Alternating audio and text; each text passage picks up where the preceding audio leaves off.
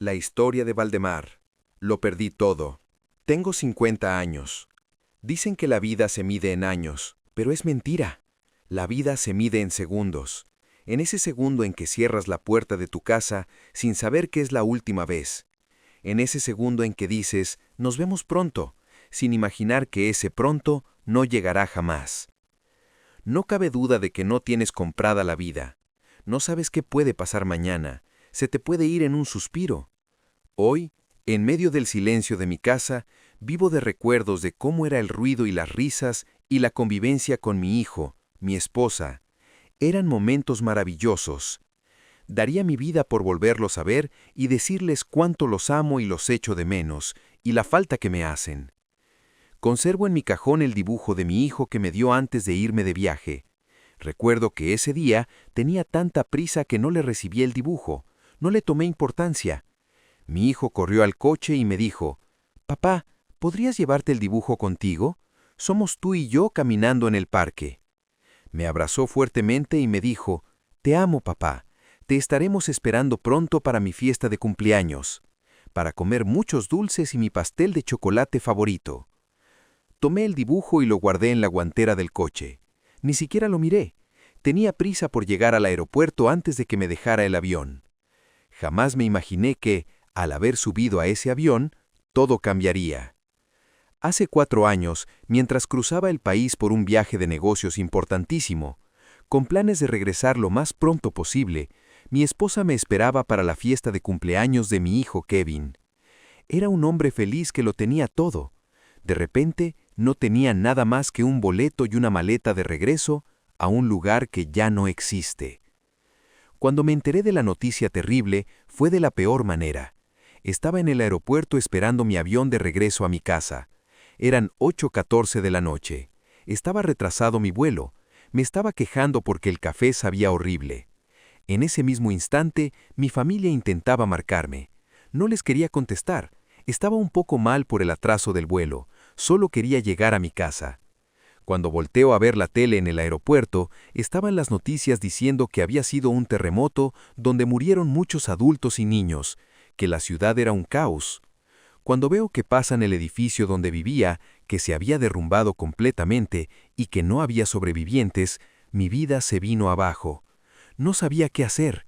Me jalaba el cabello de la desesperación. Quería ir corriendo donde estaba mi familia. En mi teléfono, la línea estaba muerta. No me podía comunicar. Gritaba, «¡Ayuda! Mi familia me necesita».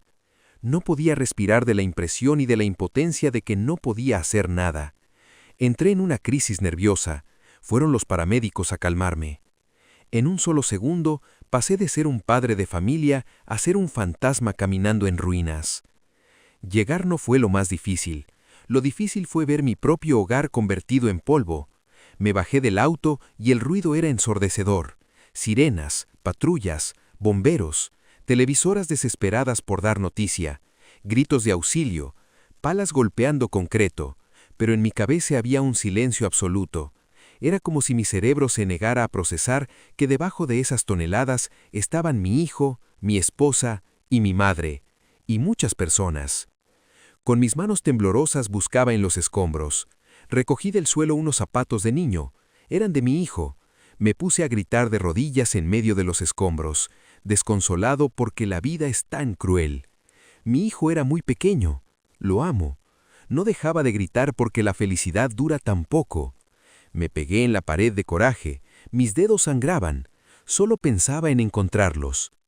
Había pasado una semana y no los encontraban. Mi desesperación me llevó a una crisis de nervios. No podía asimilar lo que me estaba pasando. No lo podía creer. Apenas en la mañana platiqué con mi esposa y mi hijo de lo mucho que los echaba de menos cada vez que viajaba. Me sentía culpable de haberlos dejado solos para trabajar y darles un futuro mejor.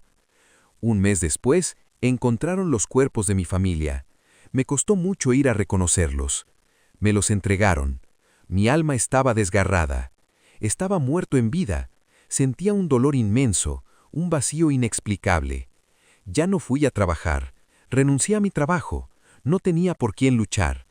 Me tiré al vicio del alcohol para poder aguantar tanto dolor. Me quedaba dormido en las calles, todo mugroso, sin bañar, con mi botella en la mano y el dibujo familiar con la foto familiar. ¿Cómo lloré viendo ese último dibujo que me regaló? Quería anestesiar el dolor con el alcohol. La culpa es un veneno que se bebe a sorbos. Cada noche el silencio de mi casa gritaba sus nombres, y la única forma de callar esos gritos era quemándome la garganta. Buscaba olvidar que habían muerto, buscaba olvidar que yo seguía vivo. Cada día me hundía más en la tristeza. Muchas personas me dicen, podrás superarlo, están con Dios. Para ellos es muy fácil decir eso porque no lo han vivido en carne propia.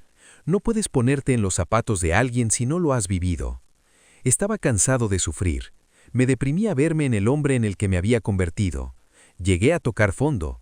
Una madrugada, tirado en el mismo lugar donde vivía con mi familia, me odiaba por no haber estado allí para morir con ellos. Todo cambió cuando mi padre fue por mí con lágrimas en los ojos y me dijo, «Hijo, es una falta de respeto lo que haces a la memoria de tu familia. A ellos no les gustaría verte así, destruido». Esas palabras tan poderosas me abrieron la mente. Acepté ir con un tanatólogo para que me ayudara a salir de mi duelo. Cada vez que sentía ganas de rendirme, miraba ese dibujo de mi hijo. Entendí que la mejor forma de honrarlos no era muriendo con ellos en una botella de alcohol, sino viviendo por ellos con dignidad. Las cicatrices no han cerrado del todo. Mi familia ya no está para abrazarla, pero los llevo siempre en mi mente y en mi corazón. A veces cometemos el error de pensar que las tragedias solo les pasan a los demás, que el mañana es una garantía y que siempre habrá tiempo para pedir perdón o decir un «te amo». Mi historia me enseñó de la forma más cruel que lo que realmente poseemos es el aquí y el ahora. El terremoto que destruyó a mi familia fue devastador. Fue una lección. Aprendí que no podemos controlar lo que el destino nos quita. Gracias a Valdemar por confiar en nosotros para contar su verdad. Si tienes una historia que ha marcado tu vida y quieres compartirla con el mundo, escríbeme por tu red social. Aquí escuchamos con el corazón. Si hoy fuera el último segundo que pudieras pasar con las personas que más amas, ¿qué es lo último que les dirías y qué te detiene para decírselo ahora mismo? Los leo con el corazón abierto. Si esta historia tocó tu corazón, ¿podrías apoyarla con un «me gusta»? ¿Y podrías suscribirte para más historias que marcan vidas?